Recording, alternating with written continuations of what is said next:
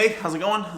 We're continuing on with the MR2 project today. Last episode, we ripped the old carpet out, so there's nothing in the car right now. It's completely bare. There's a little bit of rust and some of the padding that was underneath the carpet. It's like still stuck to the flooring, so I wanted to take care of that. So went out and bought some angle grinders and, a single angle grinder, some brushes, some attachments, and we also got some rust spray coating, so hopefully the rust that is left just doesn't come back, and it's a good preventative thing. I think we've decided not to use any sort of Dynamat. We still might get a little bit of carpet padding just for underneath my feet, but that might be it. There's no Dynamatting in the car as it is. It's a convertible, it's gonna be loud, and you know, we wanna keep along with the idea of super lightweight. So I'm not gonna waste any more time. We're gonna get straight into this because I don't know what I'm about to do.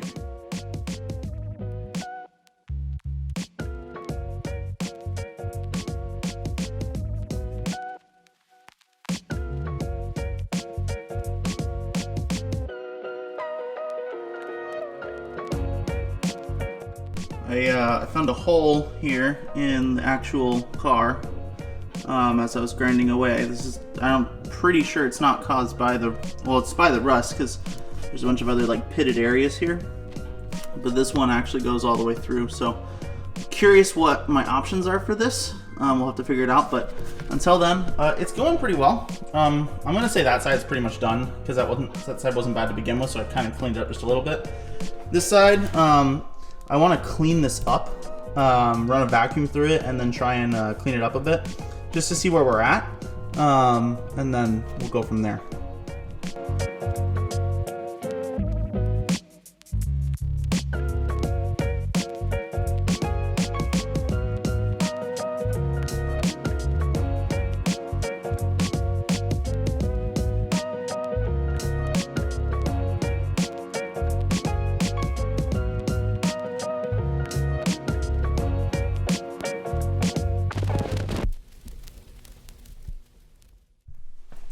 This might be a little bit of a stopping point, just because I need some advice.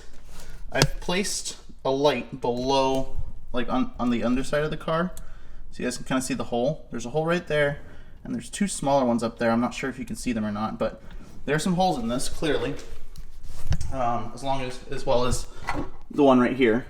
I think what I'm going to do is ask some people who work on rusty cars and know how to do stuff like this, ask them for their advice on what I should do moving forward. In the meantime, I might try and start the paint process on the passenger side because the passenger side looks fine. So I can at least get a feel of what that's going to look like.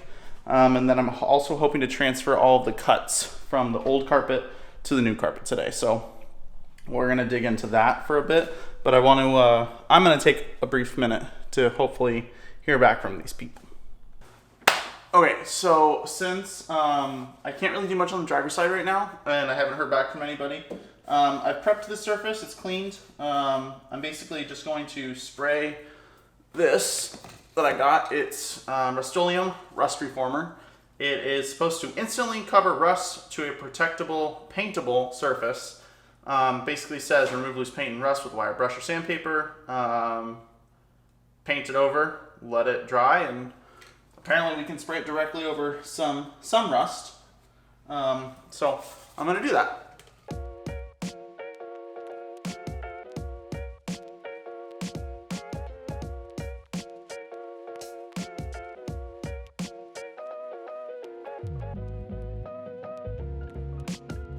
Okay, so this might be a good time for me to say that I laid the carpet down, got the old one on top of it and started cutting out the holes, and then I was waiting for a long time because initially we were going to weld those holes shut, and then the person who was going to help me weld it just got busy doing another project, which you guys will see soon. It's actually really cool. And then we instead used some like aluminum tape to kind of close that area shut.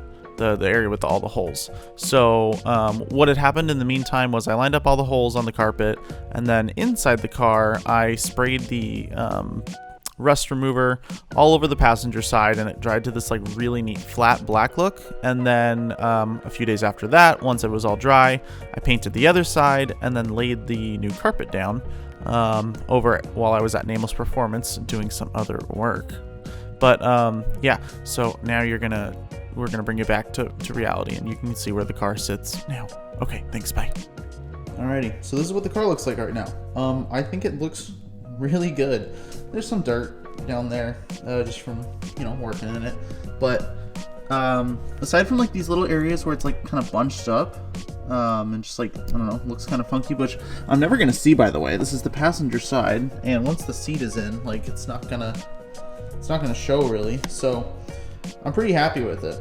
I decided to leave these doors off only because they're really heavy, and like they were 5 pounds combined. And again, we're really after weight reduction here, so I kind of removed that. And then the driver's side, here, I'll come around. Driver's side, I mean, looks completely normal. Under here, you can see there are no more holes in my carpet floor. So the only thing I have left to do is put the passenger seat in, and we'll be all done with the carpet install. So to walk you through the process, in case this is something you're doing, basically what I did was the holes that I've marked that transferred, they were close, they weren't perfect. And what I did was I kind of felt around for where the hole should be, marked it with a pen, took a screwdriver and kind of just punched a hole through the carpet, and then screwed the threads of the bolts in, and that was it. So I'm gonna finish up.